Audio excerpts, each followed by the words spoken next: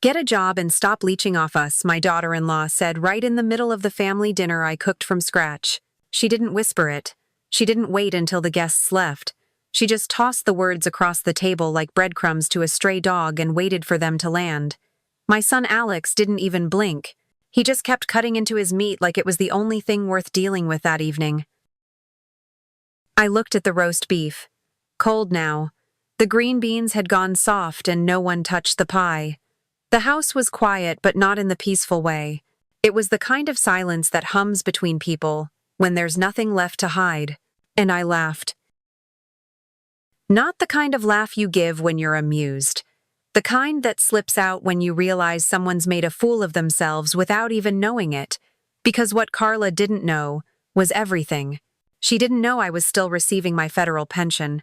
She didn't know I still owned the duplex they were living in. And she sure didn't know I was one decision away from changing her life and not in the way she imagined. So I looked at her, folded my napkin with care, and said, "Sweetheart, enjoy this dinner. It might be your last one here." Then I stood up and walked away. No screaming, no slammed doors, just a quiet exit, the kind that doesn't need an explanation. I'm glad you're here. Follow my story until the end, and comment the city you're watching from. Let's see how far dignity still travels. My name is Lorraine. I'm 67 years old, and for 3 years I've been living a lie. Not the kind of lie you tell others, the kind you tell yourself just to survive. The kind that lets you believe people love you even when all they see is what they can take from you. After my husband died, Alex asked me to move in. I had sold our home, packed up his fire gear, and donated half the furniture. I had nowhere else to go, and truth be told, I didn't want to be alone. So I said yes. At first, things were fine. Carla smiled through gritted teeth. I stayed out of her way. I took care of the laundry, the dishes, the baby, the groceries. I told myself I was helping, that I was wanted. But silence, folks, has a way of stretching into something darker. One day, Carla stopped saying thank you. Then she stopped saying anything at all. I became the wallpaper, always there, never noticed. The first time she joked about a nursing home, I laughed along. The second time, I smiled tight and left the room. The third time, I realized she wasn't joking. "Alex," he said nothing. Always nothing. He'd squeeze my hand in the hallway, but words, they vanished the moment she entered the room. I should have left earlier, but I kept telling myself they'd come around. That grief made people strange, and time would soften it all. I didn't want to be the mother who made things harder. But what they didn't know was that I never canceled my old lease. I kept my name on the papers. I kept my savings. I invested in myself while they ignored me. That dinner, that moment, it was my turning point. Later that night, I lay in bed, staring at the ceiling. The fan above creaked in its slow circle. Outside, snow tapped against the window light and steady. And inside me, something settled. Something old and firm and full of resolve. I wasn't going to beg to stay. I wasn't going to prove my worth. I had already done more than enough. So tell me, if your family made you feel invisible, what would you do? Comment 1 if you'd walk away in silence. Comment 2 if you'd let them see just how wrong they were. Before all of this, before the dinner table silence and folded napkin, there was a hospital room. I'd walked those halls nearly every day for over 3 decades, but that morning, everything felt different. The antiseptic smell hit deeper. The hum of the machines no longer faded into the background. That day, I wasn't a nurse. I was a wife watching her husband of 40 years take his last few breaths. James looked impossibly small in the hospital bed. The same man who once carried a teenager out of a burning house was now struggling to sip water through a straw. His hands, once calloused and strong, trembled when they reached for mine. I held a cup of lukewarm coffee that I never touched just for something to do with my hands. "You always made the best pot roast," he said, voice thin and cracked like the skin around his knuckles. I smiled. He hadn't eaten solid food in 3 weeks, but I knew he remembered the smell, the warmth, the kitchen on a Sunday afternoon. Sometimes memory feeds more than food ever could. The sun hadn't fully risen over Des Moines that day. Outside the window, the streets were quiet, still blanketed in snow. Inside that room, something in me was already breaking. I leaned down, kissed his forehead, and said, "You don't have to fight anymore, sweetheart." He slipped away an hour later. No last gasp, no drama, just a slow, exhaling peace. He was brave until the very end. I didn't cry. Not there. Not yet. Nurses don't cry in front of patients or staff, not even when it's their own husband. I walked into the break room like I'd done 100 times before, poured a fresh cup of coffee, and stared at the steam rising. It was the only thing still moving. The funeral came and went like a bad dream. Friends brought casseroles I didn't eat. Neighbors offered kind smiles and long pauses. I spent the first nights alone, wrapped in his old flannel shirt, pretending I could still hear the scratch of his voice asking where I left the damn remote. And then Alex called. "Mom," he said, "you shouldn't be alone." He didn't offer a grand speech, just that one sentence, and it was enough. I was tired, hollowed out from months of hospital rooms and paperwork. The house felt too quiet, the nights too long. He said, "Come stay with us, just for a while, until things settle." I said yes before he even finished. He was my son, my only child, my home. I packed 4 boxes, took down the wedding photo in the hallway, left the coffee maker plugged in, not because I needed it, but because I couldn't bring myself to empty the grounds from that last pot. And as I closed the front door behind me, I told myself this would be temporary, that I was walking into something safe, something warm. The first week at Alex and Carla's house was quiet but not uncomfortable. Carla had folded fresh towels and left them at the edge of the guest bed. There was even a small vase of daisies on the nightstand, artificial but still thoughtful. I remember thinking, maybe I judged her too harshly. The baby Noah had just started babbling, and every time he reached for my necklace or gripped my finger, I felt something in me stitch back together. Meals were simple. Carla did most of the cooking, though she insisted she didn't need help. I stayed out of the kitchen even though old habits pulled me toward the stove. I thought maybe she just needed space, her own way of adjusting. So I offered to fold laundry, pick up groceries, rock the baby to sleep. She smiled, said thanks, and I took that as a good sign. Alex worked long hours or so, he said. He'd kiss Noah on the head and mumble something about a project at work, then disappear until after dark. But he always gave me a quick hug before heading out. That too I took as a good sign. But then the little things started. One night Carla brought up a joke about senior moments when I asked twice if she'd fed the baby. She laughed light and breezy but didn't meet my eyes. Another time I found my reading glasses moved from the side table to the kitchen drawer. "Oh," she said, "I figured you forgot where you left them." It was nothing, and yet, not nothing. I shrugged it off. Maybe I was just tired. Maybe grief had left me more sensitive than usual. I told myself not to be dramatic. But the distance grew. I wasn't invited to dinner with their friends. When I asked where they'd gone, Carla said, "Just a quick bite, nothing special." But I'd seen the fancy shoes by the door, the perfume trail in the hallway. I still folded the laundry, still packed Noah's diaper bag with care, still swept the kitchen floor when no one asked me to. One evening, while putting away dishes, I overheard Carla on the phone. "She's sweet," she said, "but she's always here." I paused at the doorway. Always here. I hadn't expected a parade. I hadn't expected praise. But somehow, without meaning to, I'd become background noise again. I stood in the hallway for a long time, listening to the clink of wine glasses and her soft laughter fading into the next room. Then I went back to the guest room, sat on the edge of the bed, and reached for the old photograph I kept tucked in my drawer, the one of James holding newborn Alex in his arms, beaming with pride. Maybe I should have seen it sooner. Maybe I did. But I still believed then foolishly that family meant something more. The first time Carla called me extra help, she said it with a laugh. It was a Saturday morning. I'd just finished mopping the kitchen floor while Noah napped.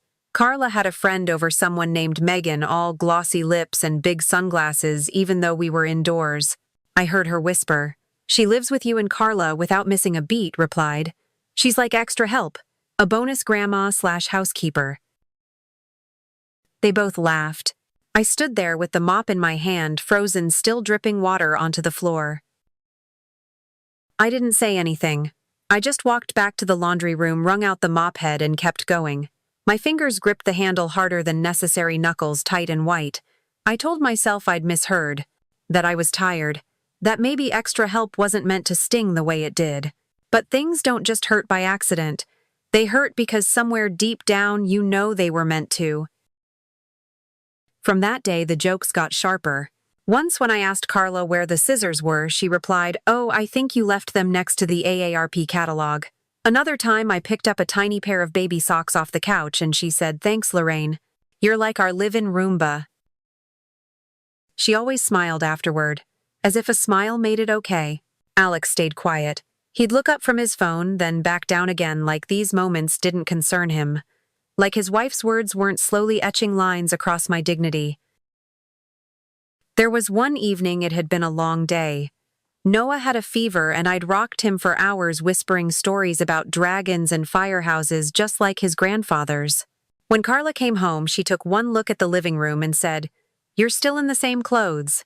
I opened my mouth, then closed it again. There were dishes in the sink, toys on the floor, a baby blanket on my lap. I hadn't eaten since breakfast. I'd forgotten to even brush my hair. "Sorry," I said. But I wasn't sorry. I was tired. Of the shrinking, of the excuses, of pretending not to notice how Carla flinched whenever I offered to help, or how she pulled Noah closer if I kissed him twice instead of once. Once she left a pamphlet on the kitchen counter. I recognized the color before the words soft beige cheerful font. It was for an assisted living community 2 towns over. Independent and graceful aging, it said next to a stock photo of an old woman holding a yoga mat.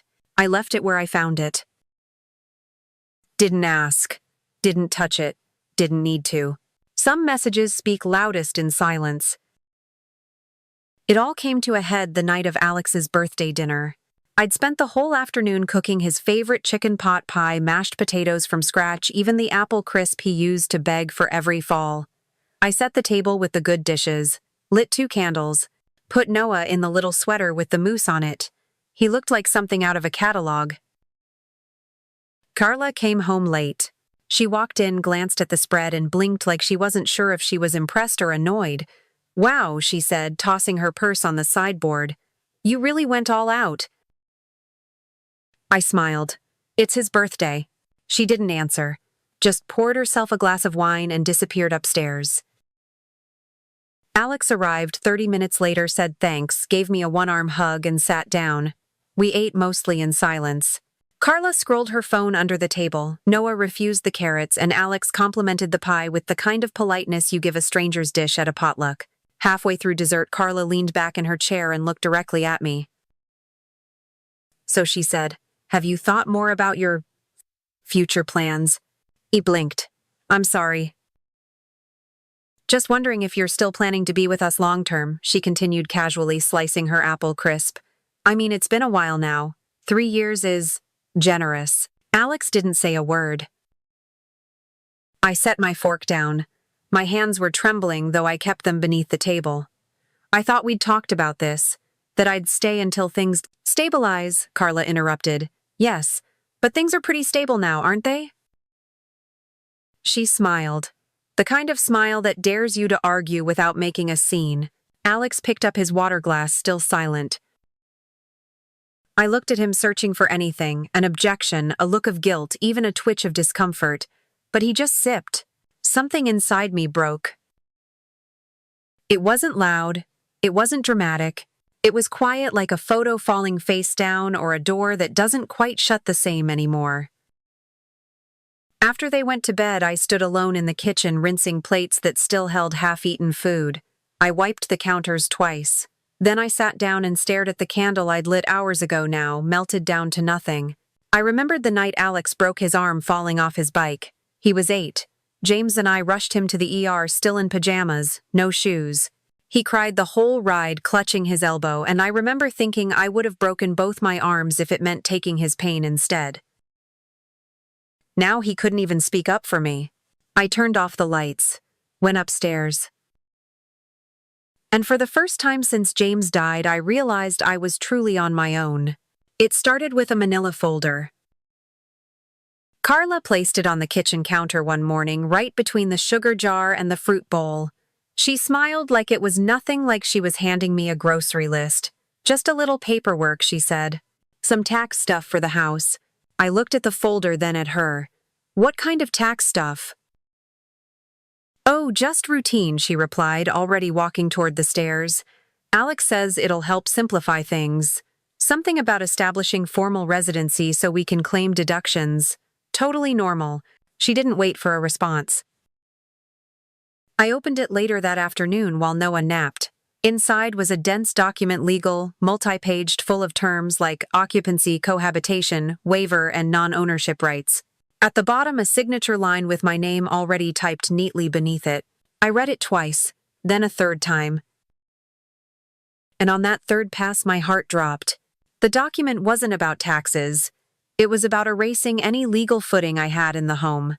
It stated that I held no future claim to property assets or joint residency benefits, a carefully worded way of saying, "You're not family here, not even on paper." That night I asked Alex about it while we loaded the dishwasher. His eyes stayed on the plates. "It's just a precaution," he said. "Carla's uncle is in real estate, and he said with Mom living here, things could get complicated if anything ever happened to one of us." One of us? Not you. Not you and me, Mom. Just them. I wiped my hands on a dish towel and stood there, the hum of the dishwasher, the only sound between us. "Did you read what it says? It removes any rights I might have?" Alex finally looked up. "It's not personal, just legal protection." I wanted to ask for whom, but I didn't. Instead, I nodded. "I'll think about it."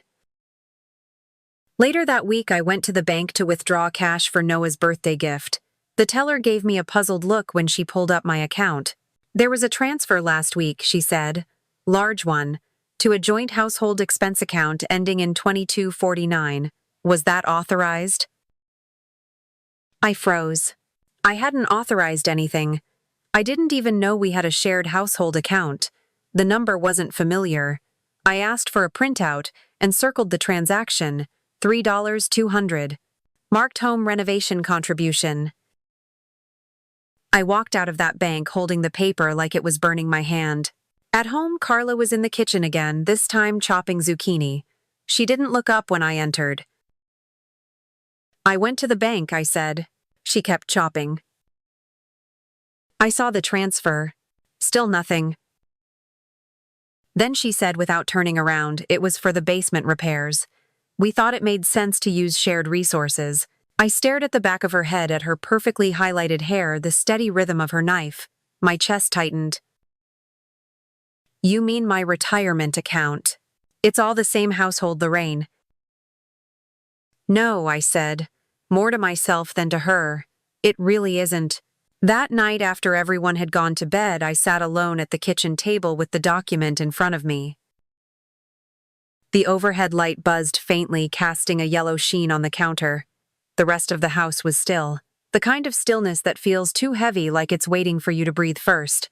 I had my reading glasses on and a yellow highlighter in hand, just like I used to when reviewing medical charts at the hospital. The motion was familiar, comforting. But the paper in front of me felt heavier than any patient file I'd ever handled. I read the document again. Every clause looked clean, professional, reasonable even. But each sentence sliced just beneath the skin. Voluntary waiver of property rights. No legal recourse following signature. I could almost hear Carla's voice layered into the language. Cool. Controlled. Final. I thought about how James would have reacted. He wouldn't have sat there silently with a highlighter. He would have banged his fist on the table, called it what it was: manipulation, theft dressed up in legal terms. But James wasn't here. And the silence made that painfully clear. The next morning, I called the bank, the same branch where James and I opened our first joint account the year Alex was born. I spoke with Mrs. Newton, a woman with a warm voice who remembered my name without asking. She hesitated before reading me the transactions. "There have been several automatic transfers in recent months," she said gently. "All labeled shared household funds. Nothing flagged as suspicious, but they do appear regular." When she read me the totals, I felt something sink in my chest. I hadn't checked the account in weeks, maybe months. That was on me. I used to monitor every penny, but grief makes you careless in the quietest ways. It was $400 here, $275 there. Then one transfer for over $3,000 labeled home renovation contribution. They were counting on my silence. I didn't cry, but my fingers tightened around the edge of the steering wheel. My jaw clenched so hard it ached. I didn't go home right away. I drove to my old apartment complex. The shingles still curled at the edges like they always had. The number 2B was still slightly crooked above the mailbox. I had kept the lease paid every month without fail. The tenant, a quiet college student, never gave me trouble. That day I told the manager I'd need the place back in 4 weeks. Then I went home and opened the old lockbox I kept buried beneath sweaters in the back of my closet. Inside were the parts of me no one else thought mattered anymore. My wedding certificate, James's badge, my nursing license, the original will. We'd drawn up together after Alex was born. The corners of the paper curled from age, but they held.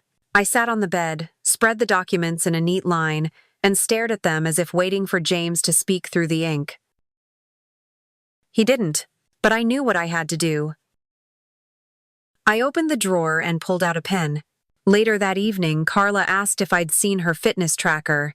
I told her no without looking up from the couch. My voice was calm. Still. She nodded, distracted, flipping through her phone. Alex was watching a show in the living room. Noah slept upstairs. On the surface, everything looked the same, but inside me, something had settled. Not anger, not revenge. Clarity. That night, I placed the signed form, the one they gave me, back inside the manila folder. But underneath it, I added a notarized letter that revoked every financial access they had quietly taken. I slid it into Carla's work bag by the door, careful and deliberate. She would find it in the morning. And when she did, she'd understand. I might have been quiet, but I was never blind. It began slowly, like fog seeping in through cracks you didn't know were there. After I returned the documents unsigned and tucked that notarized letter into Carla's bag, things changed. Not overnight, not with shouting or slammed doors, but in small, chilling ways. Like someone adjusting the thermostat just a few degrees lower each day. Not enough to notice at first, until you start shivering. Carla stopped leaving post-it notes on the fridge. She used to scribble little reminders: chicken in oven at 5 or don't forget Noah's socks. Nothing warm, but something that made me feel included. A shared rhythm, even if distant. But now the fridge stood blank, cold, and impersonal, and in its silence I felt erased. Alex became quieter at breakfast. He used to glance over and ask about the weather or whether I'd watered the plants near the kitchen window. I'd always answer, even when it was obvious. But now he scrolled through his phone with one hand and drank coffee with the other. His eyes didn't meet mine. His words were fewer than the toast crumbs he left behind. One morning I offered to take Noah to daycare. It was routine, something I'd done for months. Carla barely looked up from her tablet and said, "It's okay. I already arranged for Megan to help this week." Just like that. I nodded, pretending not to notice the crack in my chest. That word already was a blade wrapped in courtesy. They were planning around me now as if I were a guest overstaying her welcome. A shadow they didn't quite know how to ask to leave.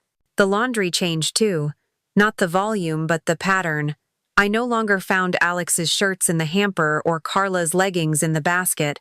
I'd hear the washer running at strange hours, midnight, dawn, when no one spoke. The towels folded themselves. The message was clear. I was being cut out one cycle at a time. Once I came back from the store with apples and diapers and found the door locked. For a second I stood there fumbling for keys I didn't have. Through the window I could see Noah on the couch watching cartoons. Carla came down after a minute, phone in hand, hair pulled back like she hadn't expected company. "Oh," she said. "We ordered groceries online." She took one bag. I held the other. We didn't speak again that day. That night I made pasta. Set the table for 3 like I always did. But only Noah came down. He climbed into his booster seat and asked if spaghetti counted as worms. I smiled, kissed the top of his head, and told him, "Only the good kind." He giggled. a sound too pure for the silence that had settled in this house. I brought his plate to the sink and glanced toward the hallway. Their door was shut, no voices, no music, not even the muffled drone of a television. Just absence, the kind that hums louder than presence ever could. Later, as I tucked Noah in, he looked up at me and asked Grandma, "Do you live here?" He hesitated. For a breath, I considered the truth. Then I smiled gently and said, "Only for a little while." He nodded like that made perfect sense. Like a little while was just the space between bedtime and breakfast. But I knew better. And somewhere deep down, so did he. The moment I knew things had truly shifted came on a Thursday. I walked into the living room after lunch and found Megan sitting on the floor with Noah helping him with wooden puzzles. Carla was nearby folding towels on the arm of the sofa, humming softly to herself. The two of them looked so at ease. Like this had always been the arrangement, like I was the one stepping into their space, not the other way around. Noah was giggling. Comfortable, happy. And I stood there holding a plate of sliced apples he didn't ask for, completely invisible. "Oh," Carla said, glancing up. "Megan got here early. She offered to keep Noah busy while I finished chores." I forced a smile. "That's nice." I placed the plate on the coffee table. Noah didn't look up. Megan said he's so bright. Knows all his colors already. "He loves puzzles," I replied gently. Neither of them responded. The room swallowed my voice like it was never meant to be heard. I stood there for a moment longer, unsure whether to sit or excuse myself. My hands hung awkwardly by my sides. Eventually, I returned to the kitchen, poured myself tea I didn't want, and stood at the window like I'd done 100 times before. The apple tree in the backyard had started blooming. Tiny white blossoms clung to the branches like they weren't ready to fall yet. I remembered planting it with James the year after Alex was born. We dug the hole together in the late spring heat, laughing, arguing over depth and spacing. James swore it would bear fruit in 4 years. It took 6. But when it finally did, Alex used to race outside every morning to find the reddest one first. Now he didn't even glance at it, just walked past like it was any other tree. That memory, the one with sticky juice running down his chin and James rinsing apples in the sink, sank like a pebble in my chest. That evening, Carla handed me a new daycare schedule. "They're opening a late afternoon spot for Noah," she said. 3 times a week just to keep him social. She said it like it was a gift, a kindness, as if less time with my grandson was something she was offering me. "Of course," I replied. She smiled and walked off. I stared at the paper, the hours he'd be away, the moments I'd no longer share with him. Not the grand milestones, I had those, but the quiet ones. The way he twisted his hair when tired, the sound he made reaching for a storybook, the tiny sigh before falling asleep, the small unnoticed things that only someone who's there, really there, would ever catch. Now they'd vanish into someone else's memory. Later, as I cleaned up dinner alone again, I saw a new drawing stuck to the side of the fridge. Crayon scribbles in purple and blue. A house. A tree. A tiny stick figure next to a tall one. In red marker, Carla had written Noah and Mommy. There was no third figure. No gray bun. No glasses. No one holding the little hand. I stood there, dish towel in hand, staring until the corners of the picture blurred. Not from tears exactly. Just weariness. The kind that settles in your bones when your presence has been edited out little by little. It didn't hurt the way sharp words do. It hurt the way absence does. The way something fades before you realize it's gone. I knew then that I wasn't being edged out anymore. I was already gone. They just hadn't told me yet. It was Alex's promotion dinner. Carla planned it for weeks, reservations at a trendy bistro downtown, a private room, string lights twinkling along the patio railings. She ordered custom menus and made sure to remind everyone in the family group chat to dress sharp. I asked her once if I could help with anything. She smiled politely and said, "No need, Lorraine, just come and enjoy." So I did what I was told. I put on the navy dress. James always liked the one with the soft neckline and pearl buttons. I even wore the lipstick I hadn't touched since his funeral, too red for errands but just right for pride. As I looked in the mirror before leaving, I told myself, tonight you are not a burden. Tonight you are his mother. When I arrived, Carla was already holding court, laughing with Alex's colleagues, wine glass in hand. She looked radiant, professional, effortlessly polished. For a moment I felt proud. This was the woman my son married, capable, graceful, sharp. I told myself that tonight we were just a family celebrating, that maybe despite everything I still belonged. Dinner began smoothly. Toasts were made, laughter was easy, and Alex beamed in the way he used to when he brought home school projects waiting for someone to notice. I watched him, and despite the air between us lately, I saw the little boy and his proud smile, the one who used to hide hand-drawn cards under my pillow, who cried when I once left overnight for a medical conference. When it came time for dessert, Carla clinked her glass and stood. "I just want to say how proud I am of my husband," she began, her voice steady.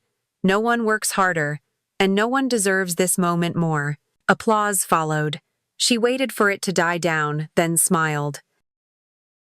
"And I also want to thank everyone who supported us, our friends, our mentors, and of course our family, even those who live with us." She turned her head slightly in my direction. There was a beat of silence, a pause that somehow rang louder than her words.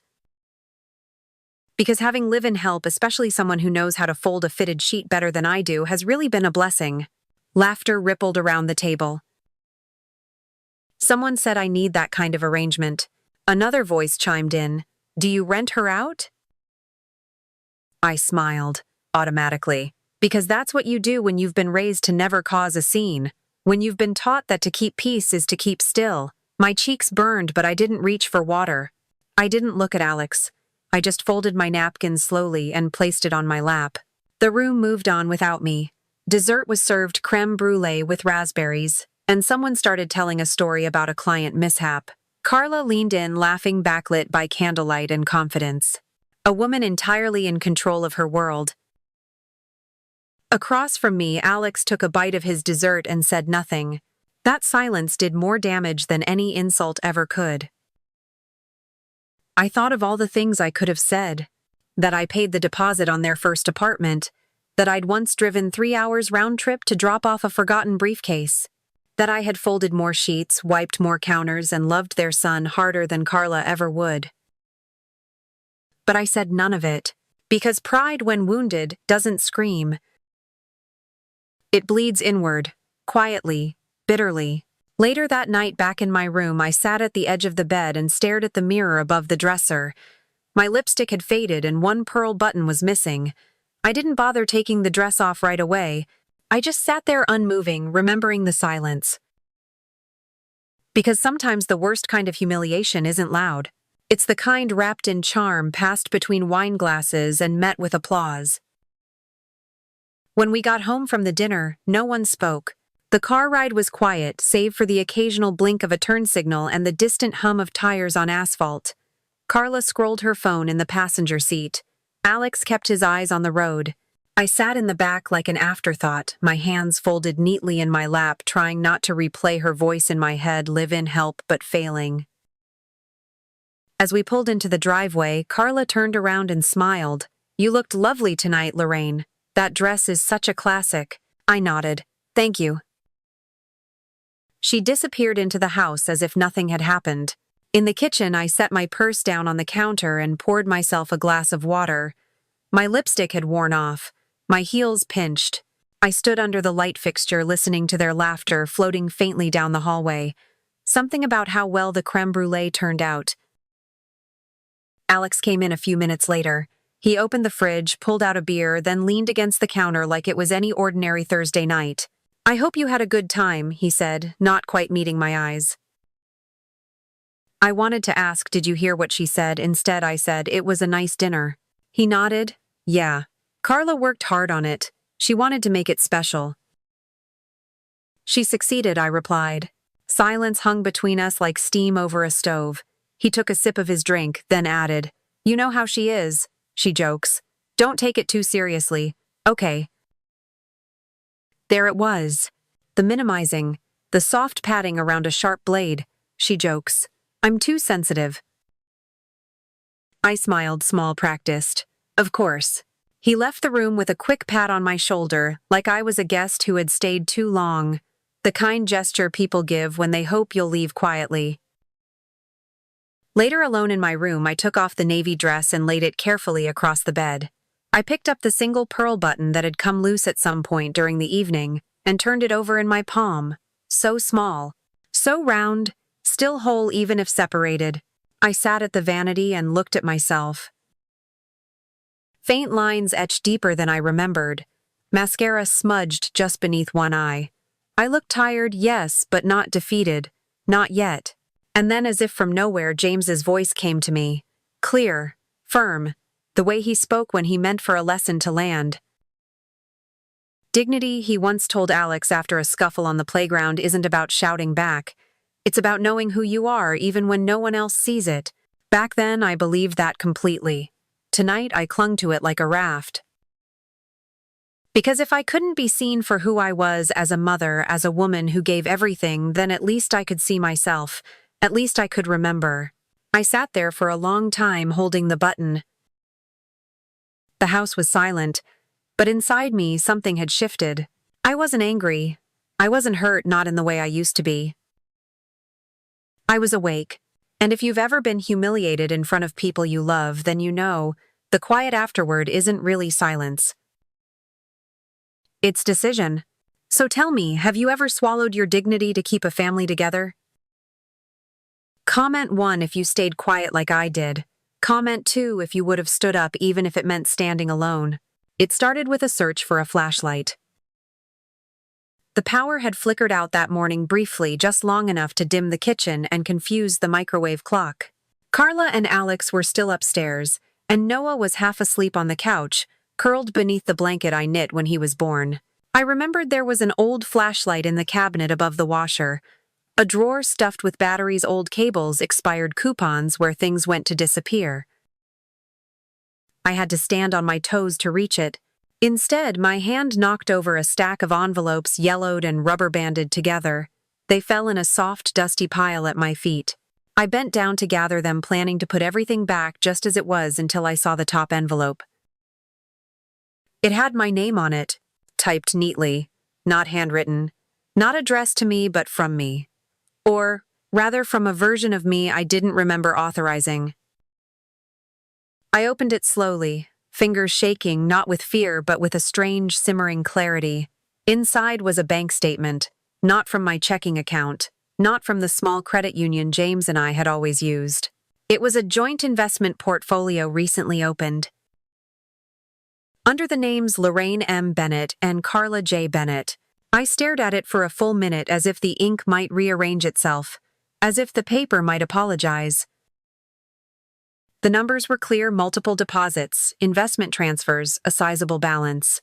I didn't recognize the firm. I didn't remember signing anything, but the address listed beneath my name was this house.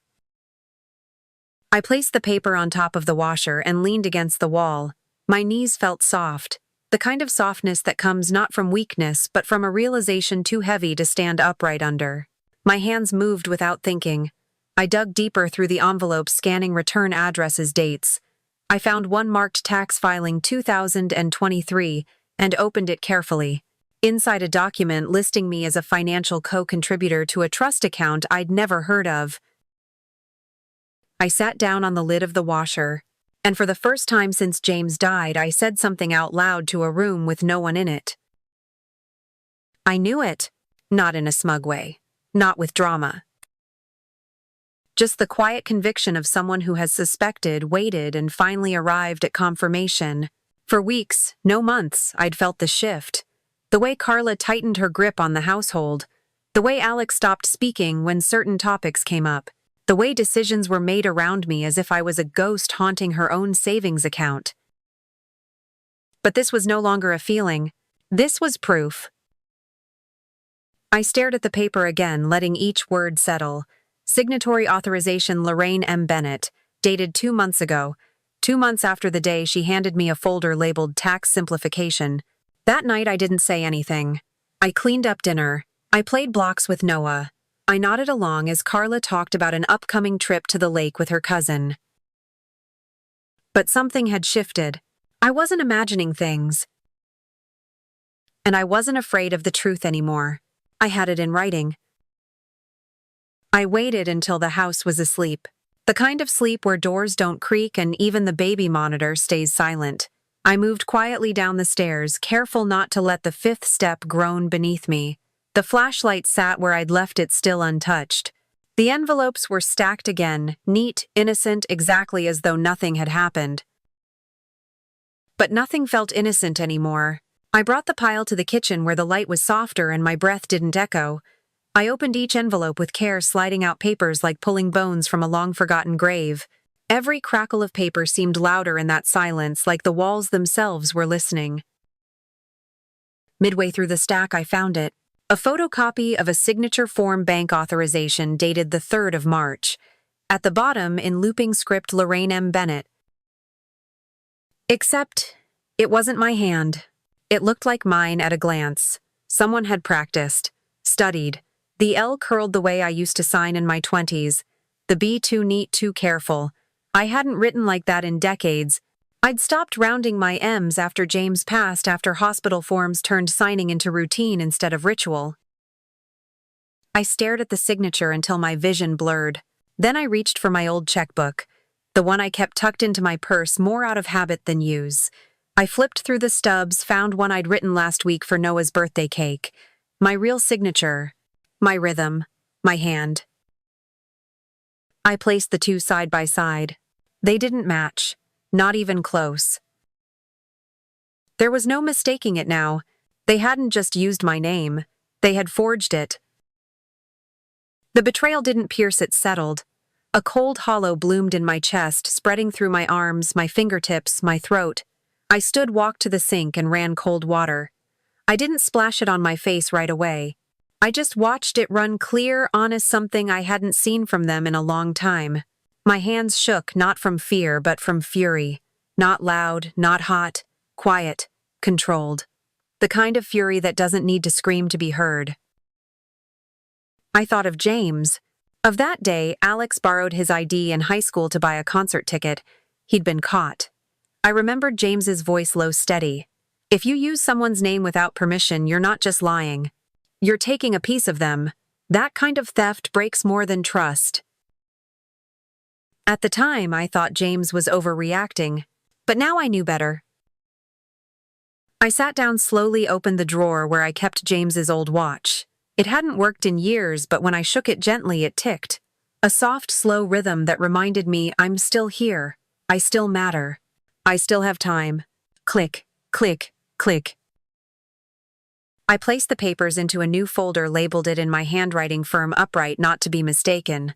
I tucked it beneath my bed under the floorboard James had reinforced himself when we moved in. He used to call it the storm shelf. I finally understood what he meant. The next morning, I said nothing. Carla made her smoothie. Alex adjusted his tie.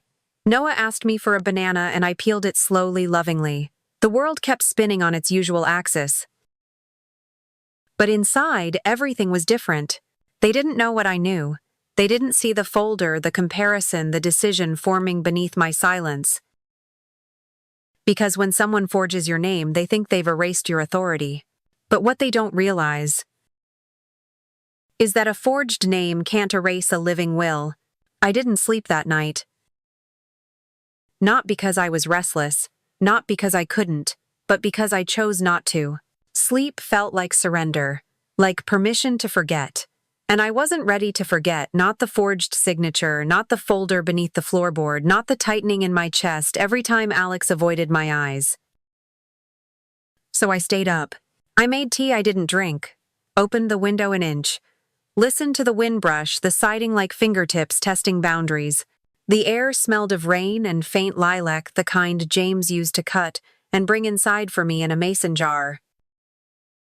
James, who used to say that silence isn't peace, it's a loaded pause. Preparation. I wrapped myself in the old gray cardigan he gave me on our 25th anniversary. The elbows were worn, one button missing, but it still held warmth. His warmth, and something more, a kind of invisible spine. I pulled it tighter across my shoulders. Then I sat at the kitchen table with a legal pad, the kind we'd used for grocery lists and school schedules. I stared at the blank lines, letting my hand rest against the cool laminate surface. Then I wrote 3 words: "Protect what's mine." The pen moved without pause. I underlined the sentence once slowly. Then I sat back and read it again. This wasn't a war declaration. It was a reclamation. Not of things, but of boundaries. Of dignity. Of silence turned intention. I began to write. Duplex titles. The old apartment lease. The long-forgotten savings account I'd opened after James died. The pension no one asked about, assumed probably that it no longer existed. I'd kept them all, not out of secrecy, but because something deep in my gut told me to. Not trusting people wasn't the same as fearing them. Sometimes it was simply being prepared for when the wind changed. At around 3:15 a.m., I walked quietly down the hallway and pulled the banker's box from the back of the linen closet. Dust clung to the corners, the lid stiff from years untouched. Inside our wills, my nursing license, a folder of James's commendations, and a pile of unopened financial mail. I carried it to the kitchen table and started sorting. Not angrily, just with intention. James used to say that when life cornered you, you didn't bark. You documented. You traced your steps. You labeled the evidence. You remembered what they forgot. The house was still and breathing around me. I moved from one paper to the next, filing, discarding, rereading. There was power in it. Not loud, not flashy, but solid. Around 4:30, the sky outside began to change. That early blue before sunrise, the one that makes everything inside feel both safe and exposed. I paused, stretched, then flipped the legal pad to a clean page. Eleanor Graham, attorney. Sharp, quiet, discreet. She helped James when the fire department tried to amend his pension paperwork after his diagnosis. I hadn't spoken to her in years, but I'd kept her card. I always do when someone tells me the truth without flinching. I wrote her number, circled it. Then I closed the notepad and slipped it into my purse. The rest of the house was still asleep, but I wasn't part of its silence anymore. The sun was up before I noticed. It crept across the kitchen floor in pale strips, catching the edges of the folders I'd sorted overnight. The quiet had changed. It wasn't the hush of secrecy anymore. It was the stillness that comes before a first step, a held breath, not out of fear but readiness. I poured myself a fresh cup of tea this time with the intention to drink it. It was bitter, but it warmed my throat, steadying something inside me that had been drifting too long. Then I picked up the phone. My fingers hovered over the number for just a moment, Eleanor Graham tucked into my contacts under her maiden name. I hadn't spoken to her in years, but when she answered, her voice was exactly as I remembered, calm, direct, no wasted syllables. "Lorraine," she said, "you sound serious." I am. I told her everything. Not with tears, not with outrage, just the facts, the forged signature, the false account, the trust I never agreed to. She listened without interrupting, only pausing once to ask, "Have you documented everything?" "I have," I said. "Every line, every copy." "Good," she replied. "Come see me tomorrow morning. We'll make this right." We ended the call without pleasantries, not out of coldness but clarity. Some conversations don't need fluff, they just need truth. I sat back in the chair, staring out the window. The apple tree in the yard was in full bloom now, branches heavy with white petals bending slightly under their own softness. It looked exactly as it had the spring James died. He'd insisted I sit beneath it every morning that April, even when I didn't want to leave his side. "Sit under it," he said. "It'll remind you that life still unfolds even after everything else closes." That morning, I finally understood what he meant. I finished my tea, rinsed the mug, and dried it by hand. Then I walked slowly to the hallway, opened the linen closet, and reached for the small safe tucked behind the folded beach towels. The keypad beeped softly as I entered the code. My birthday. James's idea, he said, if I ever forgot it, we'd both be in trouble. Inside was what they didn't know still existed. The original deed to the duplex properties. The legal power of attorney unsigned.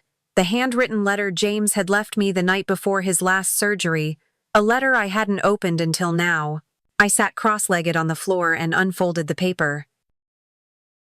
His handwriting was shakier than I remembered, but still him. If you ever feel erased, it read, remember you wrote the first pages of this family. They only exist because you did. You have every right to protect your name, your work, and your legacy.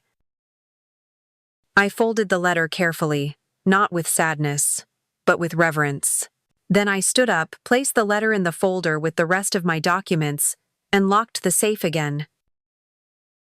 Everything I needed was ready, and as I turned to leave the hallway, I caught a glimpse of myself in the mirror. Hair unbrushed, eyes rimmed with exhaustion, but shoulders back, chin lifted, not broken. Just braced, because resolve doesn't announce itself with noise. It walks quietly, right before the storm. The first step wasn't loud. It wasn't a slammed door or a dramatic confrontation or a shouted truth across a dinner table. It was a Monday morning phone call to the utility company. Yes, I'd like to remove autopay from the Des Moines property account, I said calmly. The woman on the line confirmed my name politely, asked for verification. I gave it. My voice didn't waver. After all, I'd been paying those bills since the beginning: water, gas, trash, electric. They never questioned whose name was on the account because no one ever thought to ask, especially not Carla. By noon, the gas and electric were out of her hands. Next came the property taxes, then the insurance policy for the roof she didn't know I was still insuring. Little by little, line by line, I peeled away the layers they'd built their comfort on.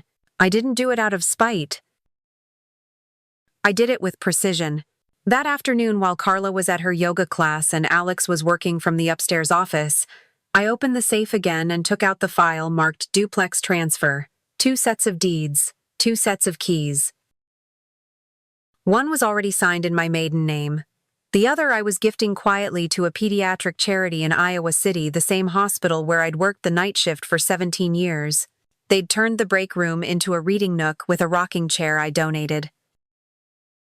Funny how no one in this house ever asked what I did with my weekends before James passed. They just assumed I crocheted or watched television, but every third Sunday I drove 90 miles and read to sick children for 2 hours. I didn't post about it, didn't tell anyone. Not because I was ashamed, but because not everything good needs to be seen to be real. By 4:00 p.m., I had written 3 letters.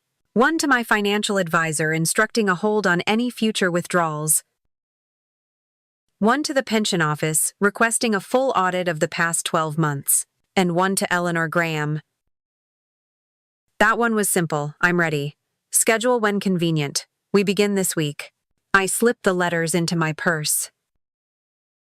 Later at dinner, Carla was scrolling on her phone, grumbling about a declined payment on a bulk order of organic baby wipes. Alex shrugged. Maybe it's a glitch. I stirred the soup gently and said nothing. When Carla asked if I'd mind babysitting Noah the next day, I told her I had an appointment. She raised an eyebrow. You're seeing a doctor. No, I said, lifting my spoon to my lips. Just someone who's helping me get my affairs in order. There was a pause. She blinked, uncertain whether to pry. She didn't. I washed my bowl when dinner ended, dried it carefully, and returned it to the cupboard. Upstairs, I crossed Noah's name off the beneficiary list, not because I didn't love him, but because I loved him enough to protect him from being used. One day when he's old enough, I'll tell him the truth, not to shame, but to teach. Before bed, I opened the window in my room. The air smelled like wet grass and lilacs. I could hear the wind rustling through the trees, the kind of wind that comes before a change. The kind of wind James always called truth weather. He was right. It had begun. The shift was small at first. Carla began to glance at me differently, longer, pauses before speaking, eyes narrowing as if trying to read a language she no longer understood. She asked fewer questions, made fewer assumptions. But I could feel it. Something in her had started to sense the balance changing. It happened one morning over breakfast. The sun had just begun to warm the kitchen tiles. I was slicing an orange. Carla walked in holding her phone, her brow furrowed. "Did you cancel the cleaning service?" I didn't look up. "Number, I just stopped paying for it." She blinked. "But we've had them for 3 years." "You've had them for 3 years," I replied, placing the orange segments neatly on a plate. "I paid for them." There was no venom in my tone, no sarcasm, just a statement of fact. She stood there a moment longer, lips parted as if a rebuttal might arrive. It didn't. She left the room in silence, the same way suspicion does when it realizes it's too late. Later that day, I visited the bank. The branch manager was a woman named Deborah. She wore a navy pantsuit and square glasses and had the kind of voice that didn't waver. I handed her the forms Eleanor had prepared, the final account in both my and Alex's names, the one they used to move money for convenience. "I'd like to remove myself and close the account," I said. She reviewed the papers. "Do you wish to transfer the balance?" "Yes," I said, "to an account under my name only, already established." Within minutes, it was done. No drama, no calls made, no flags raised, just a few taps, a printout, and my signature, my real one. I walked out into the early spring sunlight with a quiet heartbeat and a sense of finality I hadn't felt since James passed. The next morning, Carla stood in the foyer holding a letter from the insurance company. Her voice was calm but strained. "Why does this say the homeowner's policy isn't under our name?" I sipped my coffee. "Because it isn't." "But we've always—" I raised a hand gently. "Number—" "You assumed." She opened her mouth, closed it. That was the moment, the flicker behind her eyes. The moment realization spread, not completely, but enough to cause discomfort. The kind of discomfort that makes you question everything you didn't bother to know for sure. Alex noticed too. He stopped leaving his laptop on the kitchen counter. His tone softened when he asked me to pass the salt. He lingered in the doorway of my room one evening and said, "You've been busy lately, huh?" I smiled. "Just catching up on a few things." He nodded, then said nothing else. That evening, I sat on the porch with a copy of my new will. I ran my fingers over the embossed notary seal, felt its ridges like armor. I didn't need to read the contents again. I'd written every line with purpose. Noah's name was still there, but through a structured trust with a legal guardian listed outside the family. My sister Elaine, the only one who'd ever told me, "Don't let them guilt you into disappearing." I watched the wind play through the tulips Carla planted last spring. Beautiful but shallow-rooted. They'd already started to bend under their own weight. Inside, I heard her voice sharp-clipped, then quiet again. I didn't eavesdrop. I didn't need to. Power doesn't shout when it returns to its rightful owner. It simply waits to be noticed. I asked them to sit down after dinner. Noah had gone to bed, and the house was finally still. Carla had just loaded the dishwasher.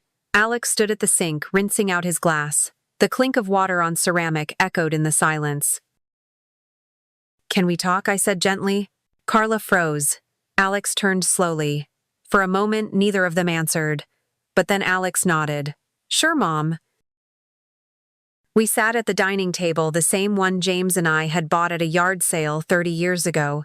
Its legs wobbled slightly, one corner scuffed from when Alex knocked over his high chair as a toddler. That table had seen birthday cakes, school projects, Sunday night stews, and now this. I pulled out a folder and placed it in front of me. Carla raised an eyebrow. "What's this about?" My voice didn't rise. My hands didn't shake. "I'm making some changes," I said. Changes. Carla's tone curled tight. I opened the folder and laid out the papers. Title deeds, account closures, copies of transfers, notarized letters. Everything in clear, precise order. "I've reviewed all shared accounts," I continued, "and I've made decisions regarding my estate, property, and finances. Everything has been consolidated. Going forward, nothing is in your names, not by mistake. Not because I forgot, but because I've chosen that." Alex leaned forward, slightly, eyes scanning the pages. Wait, when did? For months, I said, quietly, carefully. Carla laughed short, high-pitched. Are you serious? You're cutting us out. I'm not cutting, I said. I'm correcting. Her face darkened. After everything we've done for you, I tilted my head, like forging my name, opening investment accounts in secret, or making me the punchline of your promotion dinner. She flushed. Alex looked down at the table. There it was. The moment the room shifted, the exact second the air changed, that silent tilt where power moves from the assumed to the earned. I never meant Alex started, but I raised a hand. I don't need an apology right now, I said softly. I need clarity. I passed him a second folder, his name on the front. In there is a letter. One from your father written before he died, and one from me written last night. Read them when you're ready. His lips parted, but no words came. Carla was already on her feet. This is insane, she snapped. You're old, you're emotional, and you're being manipulated.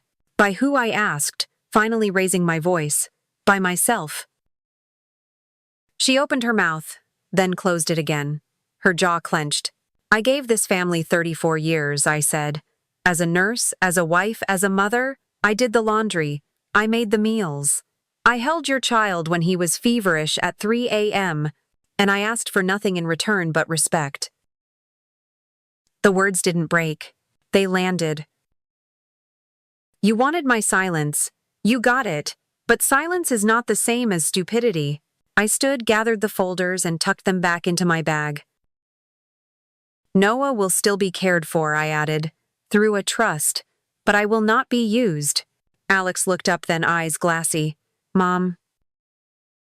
I'm still your mother, Alex, but from now on I'm also my own guardian. The clock on the wall ticked 3 times. Carla turned away, arms folded. Alex reached out and touched the folder gently, as if afraid it might vanish. And me? I exhaled. Not in anger, not in sorrow. In freedom. Because sometimes justice doesn't come in gavel strikes or courtroom drama.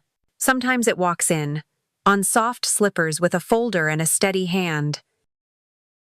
Carla didn't speak to me for the rest of the evening.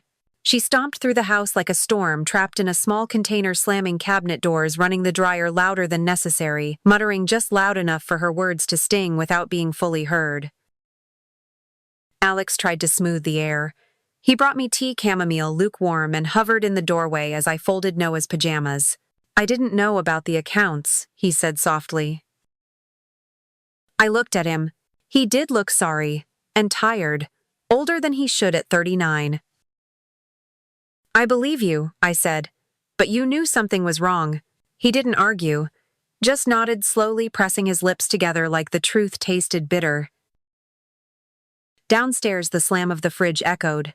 She says you're overreacting, he said, that this is just some late-life episode. I almost smiled. It's not a phase, Alex. It's a boundary. He exhaled through his nose. I guess I didn't realize how much you were carrying. That was the problem, I replied. No one did. That night I packed quietly. Only 2 bags. I wasn't taking furniture or heirlooms, just the things that were mine to begin with. My mother's locket, James's old watch, a stack of letters he wrote me over 34 years of birthdays, anniversaries, and lunch breaks scribbled on paper towels. I folded the last of my clothes into the suitcase and zipped it closed. Outside my window, the street lamp glowed against the quiet street. I heard Noah turn over in his sleep, murmuring something about dragons. I stood still, letting that sound settle in my chest like a final lullaby. At sunrise, I brewed one last pot of coffee in their kitchen. Carla didn't come downstairs. Alex did. He was already dressed, tie askew, eyes bloodshot. You really going? He asked. I am. He nodded once, then looked away. Where will you go? Downtown, I said. I've leased a small place, just me and a view. He tried to smile, but it faltered. I wasn't a good son, was I? I paused. Then I placed my hand gently on his arm. You were a good boy, but then you stopped asking who I was outside of Mom. You forgot I had a life before this house." His throat bobbed like he was swallowing something he didn't want to name. I handed him a manila envelope. "Everything you need is in here. What I've left you, what I haven't, what can be earned back." He didn't open it, just held it against his chest like a weight. Then I stepped outside. The morning was crisp, the sky a soft watercolor gray-blue. I closed the door behind me slowly, not with hesitation but with intention. Carla never came out. I didn't expect her to. As the cab pulled into the driveway, I glanced back once, not at the house but at the tree in the corner yard. The apple tree James planted with Alex. Its branches were heavy with new blooms. Things grow again, I thought, even after long seasons of neglect. The driver stepped out to help with my bags. "You moving far?" he asked. "Just far enough." I climbed into the back seat. The leather was warm from the sun. I let my fingers rest on the window edge and stared forward, not back. Because justice, when real, doesn't come with applause or revenge. It comes with clarity and motion, and the quiet click of a door closing behind you on your own terms. The quiet was different now, not the kind that feels like a punishment, like the absence of laughter or the silence after an argument. This quiet felt earned, like a blanket pulled over tired bones. It wrapped around me gently in my new apartment overlooking the river. The place was small, just one bedroom, a galley kitchen, and a window that caught morning light like it had been waiting for me. I didn't bring much. A few photos, my books, the quilt James and I bought in Savannah 20 years ago, still warm with memory. There was a dent in the wall near the bathroom from a previous tenant's cane. A small chip in the tile where the soap dish had broken. Nothing perfect, but it felt honest. I made my coffee slowly. No rush, no demands, no toddler cries or slammed cabinet doors. Just the smell of cinnamon toast and the soft tick of the kitchen clock, a rhythm not dictated by anyone but me. Some mornings I stood by the window for an hour, mug in hand, watching the water move. The river never rushed. It didn't ask for applause. It just kept going. I walked most mornings, 2 blocks to the corner cafe, 3 more to the library. I greeted the same clerk each day, Lori, mid-40s, bright pink lipstick, always called me Miss Lorraine like I was royalty. Some days I stayed out longer, browsed antique shops, tucked postcards into my purse to send to the pediatric ward in Iowa City. I still remembered their names: Casey, Marlin, Tiny Tina, who loved ladybugs. I wondered if any of them remembered the stories I used to tell about fireflies who couldn't glow unless someone said their name. No one rushed me. No one expected me to fold sheets or pick up milk or explain my mood. I could take up space without apology. And for the first time in years, I realized how much of myself I had handed over, simply by being agreeable. Alex called once a week. It started as short updates: how Noah was doing in school, how Carla was taking some time to reflect. He didn't apologize outright, but I could hear it in his voice, the pause before speaking, the way he waited after each sentence, unsure if I'd hang up or forgive. I didn't offer either. I just listened. Healing isn't something you hand out like candy. It's something people have to come find on their own. Then one Thursday, a package arrived. Brown paper, no return address taped clumsily along the sides. Inside was a drawing, crayons purple, blue, red, a stick figure in a rocking chair, a little boy with messy hair holding a book. Behind them, a tree with red dots, apples clearly, and a sun smiling too hard in the corner. At the top, in a child's careful handwriting, "To Granny L, I miss your stories." My breath caught. I sat down slowly, like my legs had lost their instructions. It wasn't just a picture. It was a remembering, a quiet kind of forgiveness, one that didn't need words or explanations, a kind only children know how to give, with crayon and memory and trust, not yet broken by adult complexity.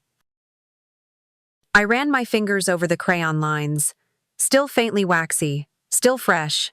I folded the drawing and placed it on my fridge with a single magnet, a red cardinal, James's favorite. Then I stood at the window and watched the water move slow, steady, unapologetic in its own direction. Like me.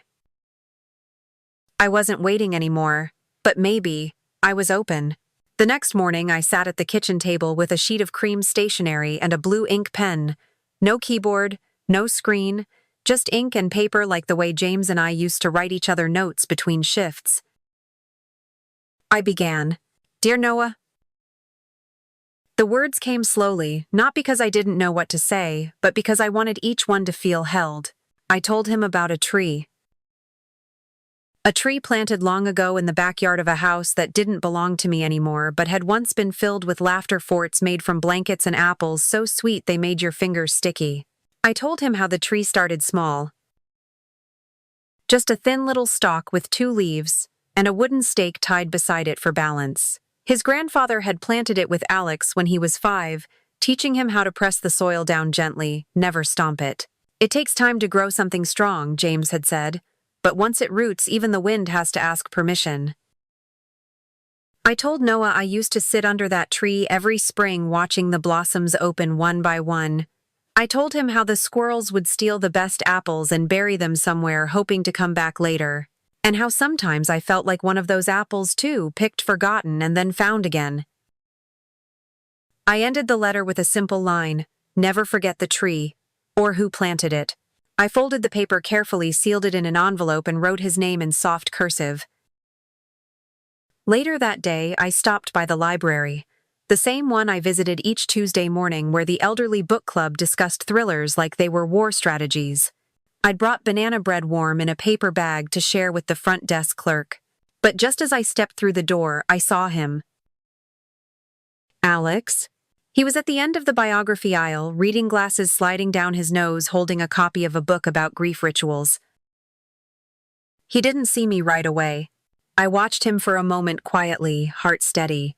His hair was longer than before. He looked thinner, tired, but also softer. I walked over slowly. He looked up and straightened, surprised but not startled. "Hi," he said. "Just that." I nodded. "Hi." He looked down at the book, then back at me. "Noah misses you." "I know," I said. "He told me." His eyes softened. I reached into my purse and handed him the envelope. "It's for him." He took it gently, thumbed the flap. "Can I read it?" "No," I said with a soft smile. "But you can make sure he remembers it." He nodded, eyes suddenly wet. "He asks about the tree all the time." I didn't answer right away. Instead, I stepped back and said, "Make sure he remembers who planted it." Then I turned toward the exit, the morning sun streaking through the tall library windows, casting long shadows across the shelves. As I walked out, I heard the rustle of pages behind me. Some chapters you leave open, others you close with grace. The notary sat across from me, quiet and professional, her pen poised above the signature line. My new will was already typed, reviewed, and printed on thick cream paper that smelled faintly of ink and lavender, like something meant to last. I glanced out the window. The afternoon sun spilled over the floorboards, golden and slow. Somewhere below on the riverside trail, a child laughed. The kind of laughter that comes in bursts full of life, and not yet shaped by fear or duty. "I'm ready," I said. The pen moved smoothly across the line. Lorraine M. Bennett. For the first time in a long time, it felt like my full name again, mine alone. Not just a legal mark, but a reclaiming. When the notary left, I didn't move right away. I sat with the folder in my lap, fingers resting on the embossed cover, breathing in the stillness of the room. I didn't cry. I didn't feel triumphant. I felt complete. Legacy is a word people throw around too easily. They tie it to money, to land, to trust funds and tax breaks. But to me, it meant something else, leaving behind what couldn't be stolen. Something not measured in square footage or balance sheets, but in memory and in meaning. It meant leaving behind clarity, dignity, ownership. Alex would receive James's fire helmet. It was battered and soot-stained, the lining faded, the initials still carved inside with a pocket knife. Not $1 worth of resale, but it was the object James held when he ran into burning homes, the one he cradled in his lap after long nights, the one Noah used to crawl into the closet to wear when no one was watching. It was never just a helmet. It was a promise of protection, of courage, of showing up. Carla would receive a letter. It wasn't cruel. It wasn't sweet. Just honest. It outlined what she took, what she broke, and what she still had the power to repair if she chose to. There were no accusations, only reflections, no guilt, only the opportunity to look in the mirror without excuses. And Noah would inherit the rocking chair. The same one from the duplex porch, polished by decades of wind and warm afternoons. The one he'd fallen asleep in against my chest while I told him stories of trees and stars and animals who never needed permission to be magical. I smiled as I sealed the envelope marked for him, tucked a photo inside. Just the two of us. I in my reading glasses, he in his dinosaur pajamas, both of us laughing about something that didn't need remembering, only the joy of the moment stayed. It didn't matter how many assets I'd sold or reassigned. What mattered was that everything left now had meaning. And no one, not Carla, not the courts, not even time could rewrite that. The next morning I walked down to the riverbank. It had become a habit now, 10 steps down the sloped path past the bench, with the missing slat to the patch of grass where the willow tree leaned just enough to offer shade. The breeze was light enough to move the hem of my cardigan. The water shimmered like it had a secret. I sat on the bench and took out my journal. James used to tease me about journaling. "You already talk to yourself all day," he'd say. "Now you need a paper witness." But he was wrong. Writing wasn't about being heard. It was about choosing what to keep and what to let go. Across from me, another woman sat, about my age. Gray curls tucked under a wide straw hat. She held a thermos and wore soft brown gloves even though it was warm. We didn't speak at first, just shared the air. Eventually she smiled. "You come here often." Lately I nodded. "It's peaceful." She sipped from her cup. "My husband used to fish down there. Always told me the river listens better than most people." I smiled. He was right. She glanced at my journal. "Writing a book?" "No," I said. "Just rewriting a life." She nodded as if she understood more than I said. "I lost mine last year," she said quietly. 51 years married. And when he left, I wasn't sure who I was without being his wife. I turned toward her gently. "I lost mine too. And then I nearly lost myself again, trying to be useful to people who only valued what I gave, not who I was." She looked at me. Her eyes were kind but sharp, like someone who'd climbed out of silence more than once. "It's funny," she said. "We raise everyone else, but when we finally speak for ourselves, they call it selfish." I didn't reply. I didn't need to. We sat a while longer, two women under a willow, not trying to impress or explain. When she rose to leave, she said, "It's good you're writing. Someone needs to remember us right." After she left, I opened my journal and flipped to the last page. The paper was soft from being handled too much. My pen hovered, then settled into motion. I wrote. I was never invisible. I was simply waiting to be seen right. Then I closed the book, stood slowly, and walked back toward home. The river behind me moved on, quiet, steady, sure. And so did I.